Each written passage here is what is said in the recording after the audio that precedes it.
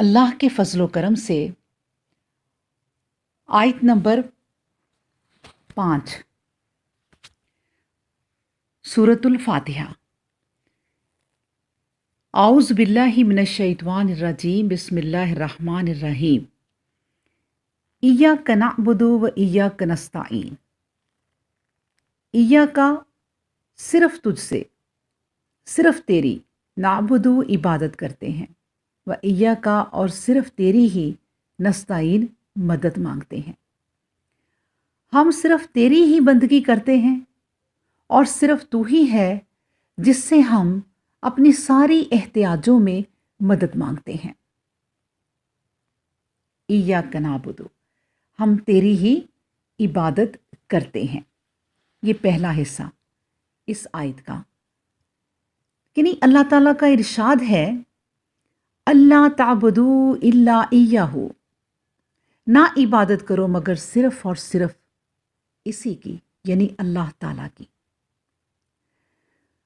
اور دوسرا ایاک نستعین، استعانت اللہ تعالیٰ سے خاص ہے، اور غیر اللہ سے مدد طلب کرنا جب وہ موجود نہ ہو اور مدد کرنے کی طاقت بھی نہ رکھتا ہو، حرام ہے۔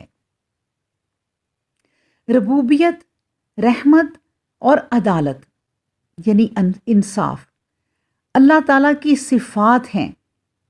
اسلام سے پہلے جتنے مذاہب تھے سب کو اللہ تعالیٰ کی صفات ہی میں ٹھوکر لگی تھی۔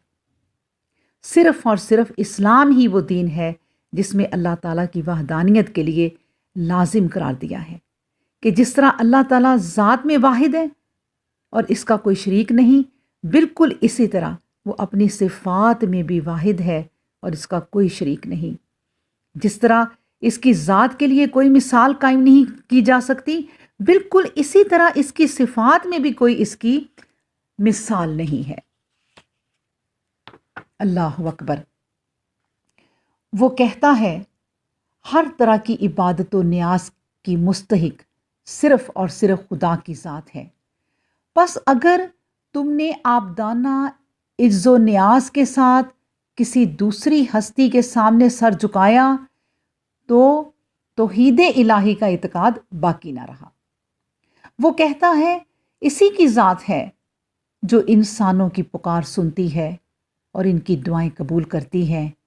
پس اگر تم نے اپنی دعاؤں اور طلبگاریوں میں کسی دوسری ہستی کو بھی شریک کیا تو گویا تم نے اس خدا کی خدائی میں شریک کر لیا۔ وہ کہتا ہے دعا و استعانت، رکوع، سجود، عجز و نیاز، اعتماد و توکل اور اس طرح کے تمام عبادات، گزارانہ اور نیاز مندانہ اعمال وہ اعمال ہیں جو خدا اور اس کے بندوں کا باہمی رشتہ قائم کرتے ہیں۔ اگر ان اعمال میں تم نے کسی دوسری ہستی کو بھی شریک کر لیا تو اللہ کے رشتہ معبودیت کی یگانگی باقی نہ رہی۔ اسی طرح عظمتوں، کبریاؤں، کارسازیوں اور بے نیازیوں کا جو اعتقاد تمہارے اندر خدا کی ہستی کا تصور پیدا کرتا ہے وہ صرف خدا ہی کے لیے مخصوص ہونا چاہیے۔ اگر تم نے ویسا ہی اعتقاد کسی دوسری ہستی کے لیے پیدا کر لیا تو تم نے اسے خدا کا یعنی شریک ٹھہرا لیا اور توحید کا اعتقاد جو ہے وہ دھرم برم ہو گیا۔ یہی وجہ ہے کہ یہاں ایاک نعبد و ایاک نستعین کی تلقین کی گئی۔ اس میں اول تو عبادت کے ساتھ استعانت کا بھی ذکر کیا گیا، پھر دونوں جگہ مفعول کو مقدم کیا جو مفید اختصاص ہے، یعنی صرف تیری ہی عبادت کرتے ہیں اور صرف تجھ ہی سے مدد طلب کرتے ہیں۔ اس کے علاوہ تمام قرآن مجید میں اس کثرت کے ساتھ توحید فی الصفات اور رد اشراک پر زور دیا گیا ہے کہ شاید ہی کوئی صورت بلکہ کوئی صفحہ جو ہے وہ اس سے خالی ہو۔ اللہ اکبر۔ اب دیکھیں فَاعْبُدُوهُ وَتَوَكَّلْ عَلَيْهِ، یعنی اللہ ہی کی عبادت کرو اور اسی پر بھروسہ کرو۔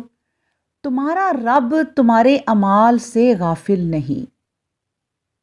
قُلْ هُوَ الرَّحْمَٰنُ، کہہ دے کہ وہی رحمان ہے، ہم اس پر ایمان لے آئے اور اسی پر ہم نے توکل کیا۔ پھر فرمایا جا رہا ہے رب المشرقی والمغربی لا الہ الا ہوا فاتخذہ وکیلا، یعنی مشرق و مغرب کا رب وہی ہے، اس کے سوا کوئی معبود نہیں، تو اسی کو اپنا کارساز سمجھ۔ یہی مضمون اس آیت کریمہ میں ہے۔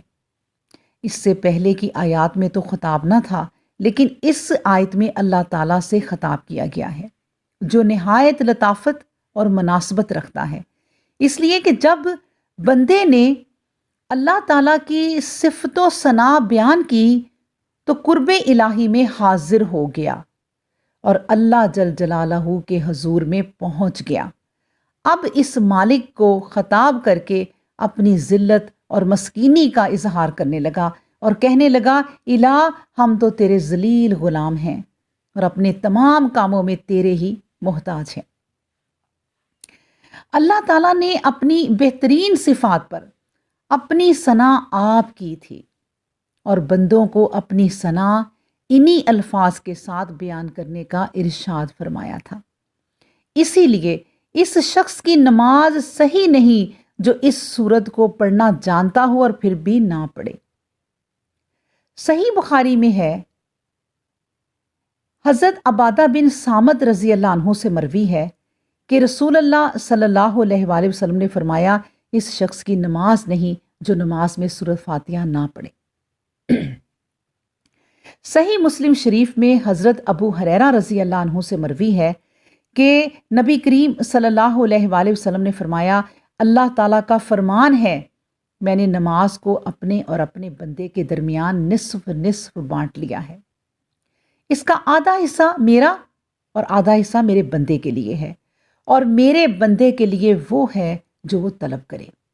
جو بندہ الحمدللہ رب العالمین کہتا ہے تو اللہ فرماتا ہے میرے بندے نے میری حمد بیان کی۔ جب بندہ کہتا ہے الرحمن الرحیم، اللہ فرماتا ہے میرے بندے نے میری ثنا کی۔ جب وہ کہتا ہے مالک یوم الدین، اللہ فرماتا ہے میرے بندے نے میری بزرگی بیان کی۔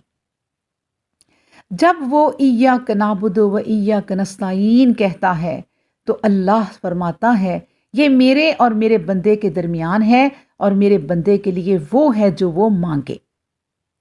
پھر وہ آخر سورت تک پڑھتا ہے، اللہ تعالیٰ فرماتا ہے یہ میرے بندے کے لیے ہے اور میرا بندہ جو مجھ سے مانگے اس کے لیے ہے۔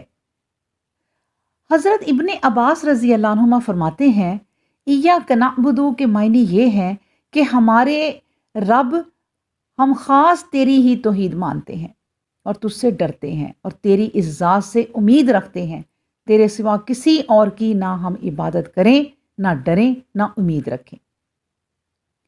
ایاک نستعین سے مراد یہ ہے کہ ہم تیری ہی تمام اطاعت اور اپنے تمام کاموں میں تجھ سے ہی مدد مانگتے ہیں۔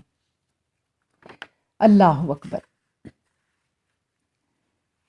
کسی شاعر کا قول بھی ایک ہے جس کا میں ترجمہ آپ کے سامنے رکھتی ہوں کہ مجھے اچھا لگا، کہ وہ کہتا ہے کہ مجھے اس کا غلام کہہ کر ہی پکارو کیونکہ میرا سب سے اچھا نام یہی ہے۔